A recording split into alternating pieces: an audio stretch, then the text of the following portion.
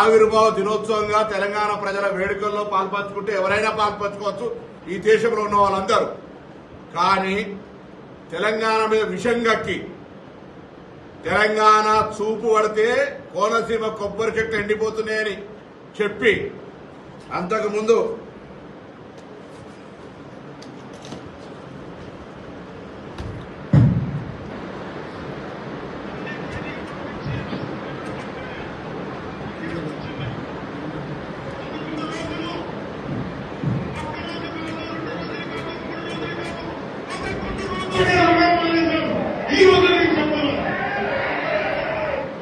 పదకొండు రోజులు తెలంగాణ ఏర్పడితే అన్నం మానేసిన వ్యక్తి తెలంగాణ ఆవిర్భావ దినోత్సవం పాల్గొంటే కూడా మాకు అభ్యంతరం లేదు.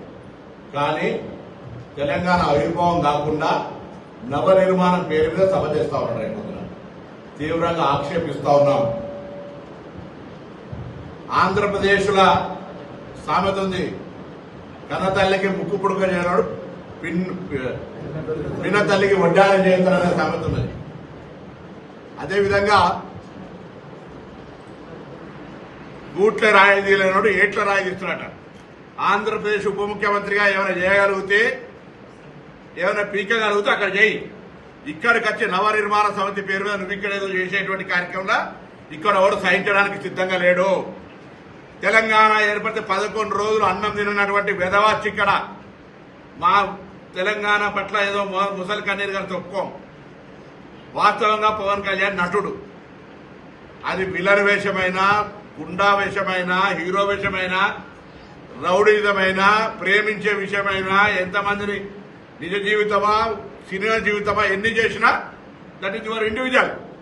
ఈరోజు కూడా తెలంగాణలో రెచ్చగొట్టేటువంటి విద్వేషపూరితమైన వ్యాఖ్యలు మాట్లాడడం ద్వారా తెలంగాణ వాతావరణాన్ని కలుషితం చేయాలి అనేటువంటి రేటు ఫిక్స్ చేసుకుని భారతీయ జనతా పార్టీ తోటి తెలంగాణలో ఈ నటన స్టార్ట్ చేసిండు.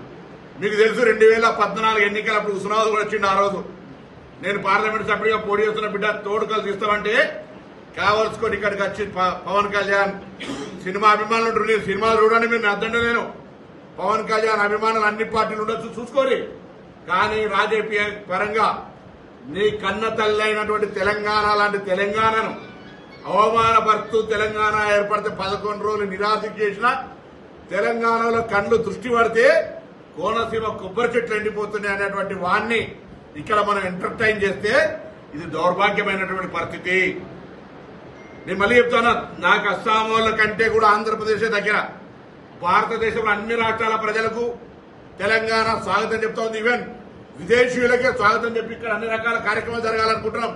మేము ఆంధ్రప్రదేశ్ కు నేను కూడా 100 సార్లు పోయినా సత్సంబంధాలు ఉండాలని కోరుకుంటున్నాం. కానీ ఈ విధంగా తెలంగాణ చూపు పడితే కోనసీమ కొబ్బరి చెట్లు ఎండిపోతున్నాయన్నాక తెలంగాణ రక్తం ఉన్న ఏ బిడ్డ సినిమాలు అభిమానించినా అటువంటి వాని పట్ల ఇక్కడ సభకు పోతే కూడా వాళ్ళ తల్లిదండ్రులకు ద్రోహం చేసినట్టే అని భావిస్తా ఉన్నాను. నేను ఈరోజు క్షమాపణ చెప్పు, ప్రసంగంలో వీడికి జవాబు చెప్పు. 11 రోజులు తెలంగాణ ఏర్పడితే అన్నం తినలే అన్న ఈ వీడియోకు జవాబు చెప్పు.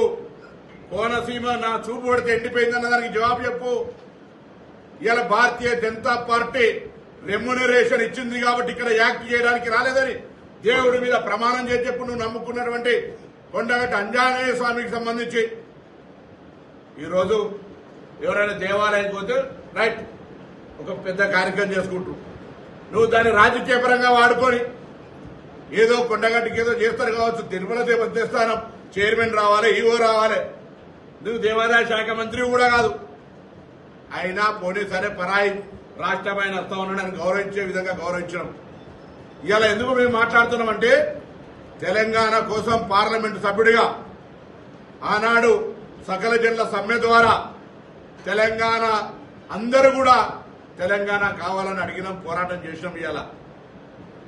ఇవాళ తెలంగాణ పోరాట యోధులుగా అమరవీరులు కావచ్చు, లేదా పూర్తి స్థాయిగా ఇబ్బంది పడ్డటువంటి వాళ్ళు, కేసులు ఇతరత్ర ఉన్నటువంటి వాళ్ళని గుర్తించి గౌరవించాలని, గుర్తింపాలని ఒకవైపు తెలంగాణ ఉద్యమకారులను గుర్తింపు గౌరవాన్ని ఇచ్చే కమిటీ ఏర్పాటు చేసుకొని ఇక్కడ మనం ఆ కార్యక్రమం చేస్తూ ఉంటుంటే తెలంగాణ ఎట్లా పడితే అట్లా తిట్టినానే తెలంగాణ ప్రజల ఆత్మగౌరవానికి విఘాతం కలిగించిన ఆయనే తెలంగాణ ఆవిర్భావ దినోత్సవం రైట్, ఇది ఒక ప్రజల ఆకాంక్ష, తెలంగాణ రాష్ట్ర అభివృద్ధికి మేము కూడా సహకరిస్తాడు పర్లే.